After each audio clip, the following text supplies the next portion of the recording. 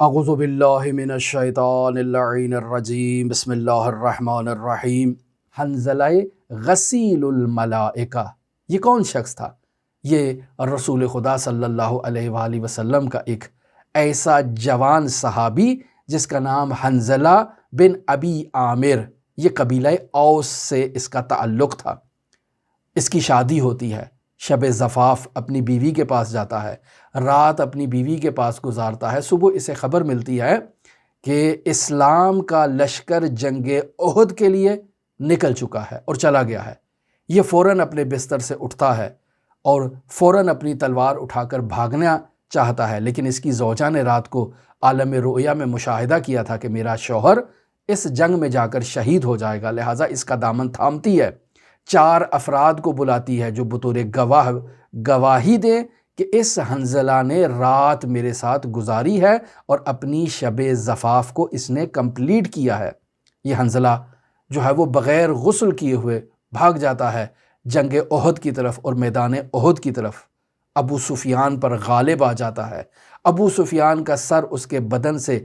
جدا ہی کرنے والا تھا کہ شداد بن اسود نامی شخص اس حنظلہ کو شہید کر دیتا ہے۔ تب رسول خدا حنظلہ کی شہادت کی خبر سنتے ہوئے فرماتے ہیں کہ ملائکہ اس وقت حنظلہ کو غسل دے رہے ہیں۔ یہ جو اپنی بیوی کے ساتھ زفاف کمپلیٹ کر کے آیا تھا اور اس کو غسل کرنا تھا، تو اب ملائکہ اسے غسل دے رہے ہیں، اور وہ بیوی جس نے عالم رؤیا میں حنظلہ کی شہادت کو مشاہدہ کیا تھا، 9 مہینے بعد عبداللہ بن حنظلہ کو اس دنیا میں لے کر آتی ہے،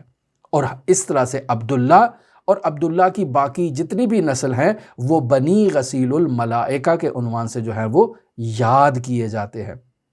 لہٰذا یہ ایک عبداللہ ایک ایسے حنظلہ نامی باپ کا بیٹا تھا جو رسول خدا کے عشق میں سرشار تھا، لہٰذا ایسے عاشق مزاج صحابی کی اولاد ایک صالح اولاد ہوگی، ایک پاکیزہ اولاد ہوگی، لہٰذا یہ عبداللہ ایک صالح جو ہے وہ بندہ تھا، ایک بافضیلت انسان تھا، ایک عابد انسان تھا، ہمیشہ نظریں جھکا کر جو ہے وہ چلا کرتا تھا، اللہ کی زمین پر نہایتی مؤدب انداز میں یہ جو ہے سفر کیا کرتا تھا۔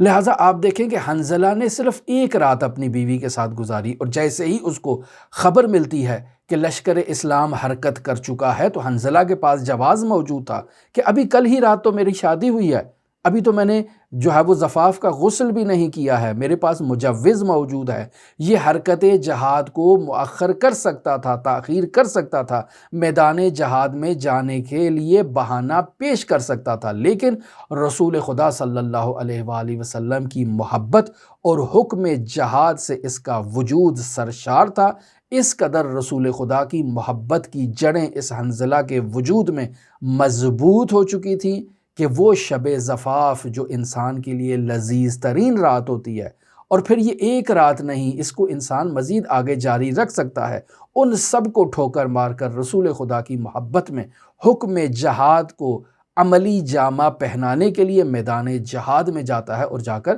شہید ہو جاتا ہے۔ اسے کہتے ہیں اللہ کی محبت کا انسان کے وجود میں شعلہ ور ہونا۔ دعا گو ہے خداوند متعال منجی عالم بشریت حضرت صاحب العصر صاحب الامر صاحب الزمان کے ظہور میں تعجیل فرمائے، اور ہمیں حضرت کے اصحاب و اعوان و انصار کی فہرست میں شمار فرمائے۔ اللہم صل علی محمد و آل محمد وعجل فرج قائم آل محمد۔